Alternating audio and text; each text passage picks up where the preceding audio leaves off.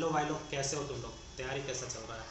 तो जो भी लोग एसएससी रेलवे वगैरह का स्टेट एग्ज़ाम्स का जो भी तैयारी करते हो और कर रहे हो कंटिन्यूअसली, ठीक है, तो उनके लिए एक नया ताज़ा तरीन वैकेंसी है, और ख़ास करके जो भी बिहार से है, ठीक है, क्योंकि ये वैकेंसी बिहार का है। ये नहीं है कि बाहर के लोग नहीं भर सकते हैं, लेकिन बिहार के लोग को ज़्यादा इसमें बेनिफिट होगा क्योंकि उनके स्टेट का एग्ज़ाम है, पोस्टिंग उनके स्टेट में होगा, और जो भी रिजर्वेशन वगैरह का जो लाभ मिलता है वो बिहार के लोग को मिलता है। बाकी स्टेट का एग्ज़ाम है इसलिए, ठीक है, वो बिहार के लोग को मिलेगा। बाकी जनरल के तौर पे बाहर से भी भर सकते हो, जो भी बाहर के हो, आउट ऑफ बिहार हो जो भी, ठीक है, तो उसका कोई दिक्कत नहीं है। तो इस वैकेंसी के बारे में आज हम लोग थोड़ा डिटेल में बात करेंगे कि वैकेंसी का क्या बोलते हैं, कितना वैकेंसी है, एलिजिबिलिटी क्राइटेरिया क्या है, कौन कौन लोग इसको भर सकते हो, ठीक है, फिर एग्ज़ाम कब होगा, ठीक है, सिलेबस क्या है, पिछला साल कैसा क्या पैटर्न था, पिछला साल कट ऑफ क्या गया था, कैसे एक मतलब एक स्ट्रेटजी बना के कोई अभी से स्टार्ट करे अगर पढ़ाई करना उसके बारे में, मतलब उसके लिए तैयारी करना, तो कितना टाइम लगेगा, कंप्लीट हो जाएगा, और कहाँ से क्या बुक फॉलो करें, क्वेश्चंस फॉलो करें, कैसे एक स्ट्रेटजी होगा वेल प्लान्ड मैनर में कि तुम सक्सेस तक पहुंच सको, सिलेक्शन ले सको। इसमें जितना वैकेंसी है उसमें एक सीट तुम अपना कंफर्म कर सको। इसी के बारे में ये वीडियो डिटेल में एक डिस्कशन के तौर पे होने वाला है, ठीक है। तो सबसे पहले बात करेंगे वैकेंसी बीएसएससी सीजीएल 4 है, ठीक है, 3 बार पहले हो चुका है। इसका पोस्ट कितना है अगर वैकेंसी पूछो तुम तो 1481, 1481, ठीक है, 1481, 1500 मान के चलो, 1500 वैकेंसी है। पिछला साल वैकेंसी 3500 से 4000 के आसपास था, लेकिन एक्सपेक्टेड तो लगभग था इस बार भी कि आना चाहिए, लेकिन थोड़ा कम है। तो अब इसमें तुम कुछ नहीं कर सकते हो, ये तुम्हारे हाथ में नहीं है। अब बजाय इसके कि तुम भाई इसके शोध में लगो कि क्यों कम आया, क्या हुआ नहीं हुआ, होना कुछ नहीं है।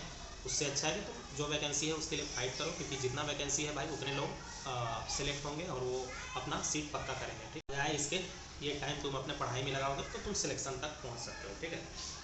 तो 1500 वैकेंसी है, और कौन लोग इसको भर सकते हैं, एलिजिबिलिटी क्राइटेरिया अगर पूछोगे तो जो भी ग्रेजुएट हो, अगर तुम बीकॉम कर रखे हो, आर्ट्स से कर रखे हो, बीएससी कर रखे हो, बीटेक वीटेक कर रखे हो, ग्रेजुएट हो, भर सकते हो तुम। कोई ये क्राइटेरिया नहीं है पार्टिकुलर चाहिए या फिर कितना परसेंटेज चाहिए, कुछ नहीं। ग्रेजुएट कर रखे हो, तुम्हारा कंप्लीट है, टिल एग्ज़ाम का जो डेट है, एग्ज़ाम नहीं सॉरी, नोटिफिकेशन का जो डेट है 18 तारीख से 18 अगस्त से फॉर्म भरना चालू होगा। तो उसके पहले अगर तुम ग्रेजुएट हो और तुम्हारा ये आ चुका है सर्टिफिकेट, तो तुम फॉर्म भरने के लिए एलिजिबल हो, ठीक है। तो ये हो गया एलिजिबिलिटी क्राइटेरिया। अब इसके बाद हम लोग बात करेंगे कि एक स्ट्रैटेजी क्या होगा, ठीक है, क्या स्ट्रैटेजी होगा, क्या फॉलो करें और कितना टाइम है अपने पास। तो एग्ज़ाम का डेट देखो, बिहार का एग्ज़ाम है, तुमको भी पता होगा कि ये लोग इतना जल्दी तो कराते नहीं हैं। जो लोग भी क्या बोलते हैं बीएसएससी इंटर लेवल का फॉर्म भर रखे हो, वो तुम याद करना, जो लोग भी भर रहे होंगे या फिर बिहार से होंगे, और भी एग्ज़ाम का यही हाल है, ऐसा कुछ नहीं है। तो कब फॉर्म डलता है और कब एग्ज़ाम होता है, हर बार होते रहता है कि नेक्स्ट मंथ में होने वाला है, नेक्स्ट मंथ में होने वाला है, लेकिन ऐसे कर करके वो कितना साल हो जाता है। तो हालांकि इस चीज़ में नहीं पढ़ना है तुमको। तो मान के चलो कि इस साल तो नहीं होगा, इलेक्शन है भाई, तो नेक्स्ट ईयर होगा, और वो भी कब होगा कहना मुश्किल है, लेकिन तुम थोड़ा मान के चलो कि मार्च वार्च तक तुम टारगेट लेके चलो, ठीक है, फेब मार्च तक तुम टारगेट लेके चलो कि वहाँ तक तुम मतलब सिलेबस या फिर तुम्हारा जो प्रैक्टिस है वो सब कंप्लीट हो जाना चाहिए। अभी बहुत अच्छा समय है, अगस्त का टाइम है, तो अभी से मान के चलो तो 5 से 6 महीना तुम लेके चलो, ठीक है। 5-6 महीना का तुम एक वो स्ट्रैटेजी बनाओ कि उस स्ट्रैटेजी में पढ़ना है हमको। कुछ लिमिटेड बुक रखो, कौन सा बुक रखना है, तो कहीं से भी कुछ भी नहीं पढ़ना है भाई, PYQ रखो, ठीक है, बीएसएससी का रखो।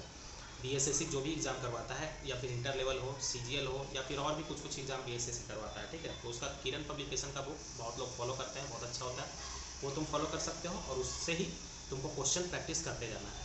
जीके का हो गया, रीजनिंग का हो गया, मैथ्स का हो गया, और अपने हिसाब से वो लगाना है तुमको। डेली का एक वो बना लो कि आज इतना मैथ, आज नहीं, मैथ्स का जैसे डेली का बना लो कि डेली मैथ के मेरे को 60 क्वेश्चन करने हैं, 75 क्वेश्चन करने हैं, ऐसा करके अपने हिसाब से। तुम्हारा टाइम तो फिक्स होगा कि जैसे 6 से 7 घंटा तुमको पढ़ना है, तो भाई कौन सा चीज़ तुम्हारा वीक है तो उसको तुम थोड़ा ज़्यादा समय दोगे। जैसे किसी का मैथ्स वीक है तो मैथ्स को थोड़ा ज़्यादा टाइम तुम दोगे। रीजनिंग थोड़ा किसी का अच्छा बन जा रहा है, मतलब 50 में से वो मान के चलो 45 बना ले रहा है, 42 बना ले रहा है, तो उसका अच्छा है, उसको पता है कि हाँ भाई मेरा 42 तो लगभग बन जा रहा है, अब वही 8 के लिए मेरे को थोड़ा और इफर्ट लगाना पड़ेगा। तो तुम 8 के लिए उसको थोड़ा कम टाइम दोगे, तो टाइम मैनेज तुम अपने हिसाब से करोगे, जीके को कितना टाइम देना है, तो वैसे तुम एक अपना बना लेना। बाकी बुक फॉलो कर लेना, किरण का काफ़ी सही रहता है। जीके के लिए भी किरण का तुम प्रीवियस ईयर जितना भी, मतलब बिहार का एग्ज़ाम का एक बिहार ऑल एग्ज़ाम करके आता है, ठीक है, उसमें जितना भी क्वेश्चन बीपीएससी का हो गया, BSSC का हो गया, दरोगा का हो गया, कोई भी ग्रुप डी वगैरह टाइप होता है, तो वो सब जितना भी एग्ज़ाम है सब जीके उसमें होगा, ठीक है,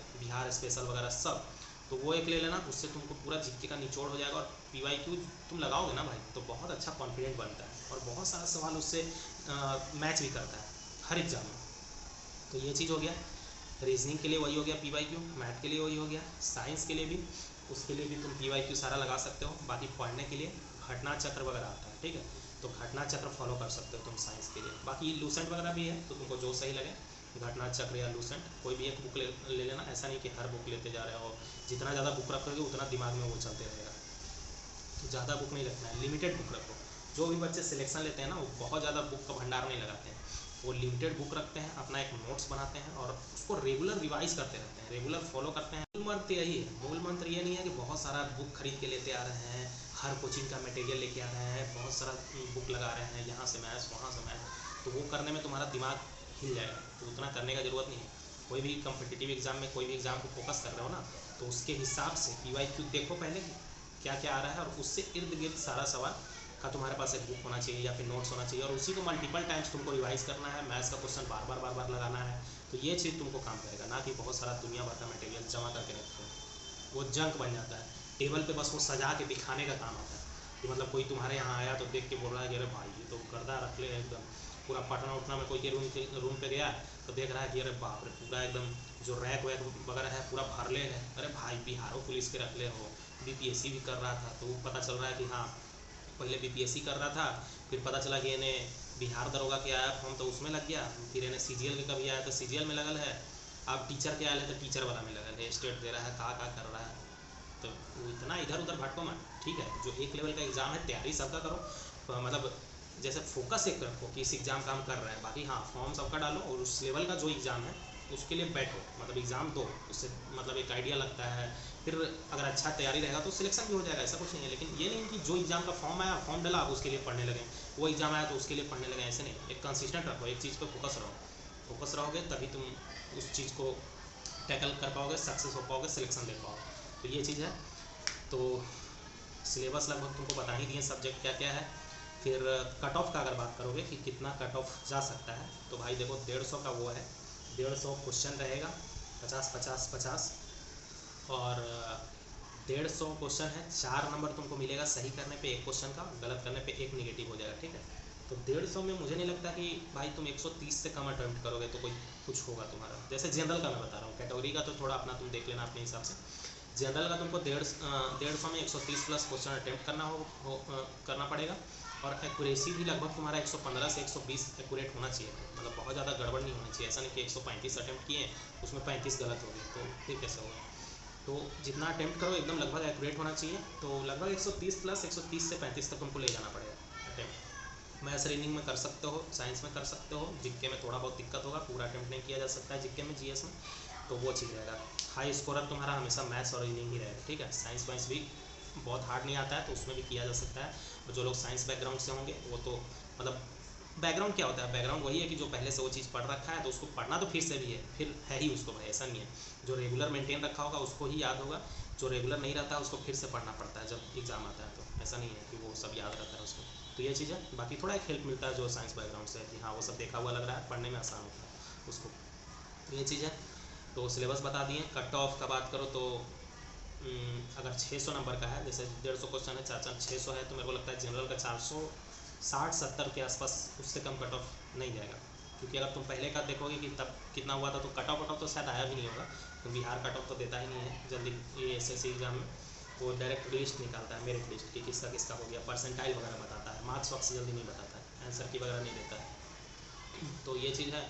तो कंपटीशन भी बहुत बढ़ गया है भाई, अब 3 साल 4 साल तुम पहले देखोगे, अभी का कंपटीशन लेवल, बेरोजगारी तुम देख ही रहे हो, बिहार वगैरह में सबसे ज़्यादा हाई है, क्योंकि यहाँ पे और कोई ऑप्शन है भी नहीं। बाहर के स्टेट में तुम देखोगे, गुजरात हो गया, साउथ में किसी का ले लो, महाराष्ट्र, कर्नाटक, तो वो सब के पास भाई सिर्फ गवर्नमेंट जॉब वगैरह नहीं, उसके पास प्राइवेट जॉब भी है, बिजनेस भी है, पोर्ट वगैरह है, तो उससे भी चलता है, तो उनका बहुत सारा चीज़ है। लेकिन बिहार में तुमको खाली जॉब ही है, नहीं तो कुछ बिजनेस वगैरह करना है तो भाई बाहर तुमको जाना होगा, बिहार में उतना फैसिलिटी है भी, तो ये चीज़ है। तो जो भी मेहनत कर रहे हो भाई पूरे दम लगा के करो, सिलेक्शन जितना जल्दी हो सके तुमको लेना है, सिलेक्शन के बाद का लाइफ तुम्हारा बहुत अलग होगा। एक जब इंडिपेंडेंट बन जाओगे तुम, अपने माँ बाप का एक नाम भी रोशन होता है, प्लस माँ बाप के कंधों से एक बोझ की तरह जो हो वो दूर होगा, ठीक है। हालांकि माँ बाप के ऊपर कोई बोझ नहीं होता है, लेकिन एक होता है ना कि उनको भी अच्छा लगता है, लोगों को अच्छा लगता है, तुमको अच्छा लगता है कि हाँ भाई घर से तुम्हारा, जैसे कोई भी पटना वटना में रहते होगे तो 4000 6000 तुमको मंगाना पड़ता होगा, तो एक उनका रहता है कि हर बार 6000 देना है, उस पैसा में कुछ और भी हो सकता था, लेकिन एक रहता है कि भाई वो इन्वेस्ट कर रहे हैं ताकि आगे चल के कुछ अच्छा हो, अपने पैरों पर खड़ा हो सके, उसको किसी के सामने वो लो फील नहीं कर पाए, ठीक है। तो ये एक बड़ा चीज़ है। तो इसलिए जितना भी एफर्ट लगा रहे हो एफर्ट को और तेज़ कर दो और इसको मोटिवेशन की तरह लो, क्योंकि भाई जो भी सेंटर वगैरह का जॉब करते हैं, कहीं भी सिलेक्टेड रहते हैं, तो भाई अगर स्टेट में नहीं हो तुम, आसपास हो तब तो ठीक है, लेकिन अगर कोई भी चेन्नई में जॉब कर रहा हो, कोई भी मुंबई में जॉब कर रहा हो, जैसा कि हम खुद हैं मुंबई में जॉब, तो एक ठीक है जॉब का तो रहता ही है कि भाई जॉब लग गया, बहुत खुशी है, बहुत सारा चीज़ है, पैसा है, हर चीज़ अच्छा लगता है, तो ऐसा नहीं है कि कोई दिक्कत है, लेकिन बाहर में रहने में और एक अपने स्टेट में रहने में बहुत बड़ा अंतर हो जाता है। तो ये बहुत बड़ा अपॉर्चुनिटी है, इसको पॉजिटिव वे में लो कि भाई बिहार का वैकेंसी है, बिहार में तुमको पोस्टिंग होगा, एक अलग रुतबा होता है, माहौल होता है, ठीक है। और पोस्ट वगैरह भी बहुत बढ़िया है भाई, लेवल 5 6 7 का पोस्ट है, सबसे ज़्यादा तो 7 वाला ही है, ASO पटना सचिवालय में भाई बहुत बढ़िया जॉब है, ऑफिसर लेवल का जॉब है। फिर डाटा एंट्री ऑपरेटर वगैरह हो गया, अंकेक्षक हो गया, और योजना सहायक वगैरह, बहुत अच्छा अच्छा पोस्ट है, ठीक है। तो एक बहुत बढ़िया पोस्ट है, बहुत ही जाने माने लोग का ड्रीम होता है यहाँ तक मतलब पहुँचने के लिए, जॉब लेने के लिए, ठीक है। तो इसको बहुत मोटिवेशन की तरह पे लो, पॉजिटिव तरह लो, और अपना जितना भी मेहनत कर रहे हो उसको और एफर्ट और बढ़ा दो, दुगना कर दो, ठीक है। और जो जो कंटेंट बताया है उसको उसी से तैयारी करो, ऑनलाइन भी थोड़ा सा ध्यान दो, ऑनलाइन टेक्स्ट बुक का अगर ले सकते हो सब्सक्रिप्शन तो ले लेना भाई, उसमें सारा एग्ज़ाम, हर एग्ज़ाम का मल्टीपल एग्ज़ाम का तुमको मिल जाता है, 400-500 में मिल जाता है। तो क्योंकि एग्ज़ाम ऑनलाइन ऑफलाइन होगा कि ऑफलाइन होगा वो अभी क्लियर नहीं है, कोई भी हो सकता है, तो प्रैक्टिस तुम्हारा दोनों पे होना चाहिए, ऐसा नहीं कि तुम ऑफलाइन करे जा रहे हो। कंप्यूटर का बहुत लोग का थोड़ा सा कंप्यूटर से वो रहता है कि कभी यूज़ नहीं किए हैं तो अचानक से कंप्यूटर पे एग्ज़ाम हो जाता है, तो एक फियर रहता है, तो इसलिए कंप्यूटर पे भी तुम थोड़ा सा ट्राई करते रहो, तुम्हारे पास नहीं है तो कोई दोस्त से ले लो, या फिर कैफे वैफे में जाके कभी कभार प्रैक्टिस कर लो क्वेश्चन वगैरह, तो ये कर सकते हो। तो ये चीज़ हो गया, तो ऐसे ही करते रहो, बाकी all the best for exam.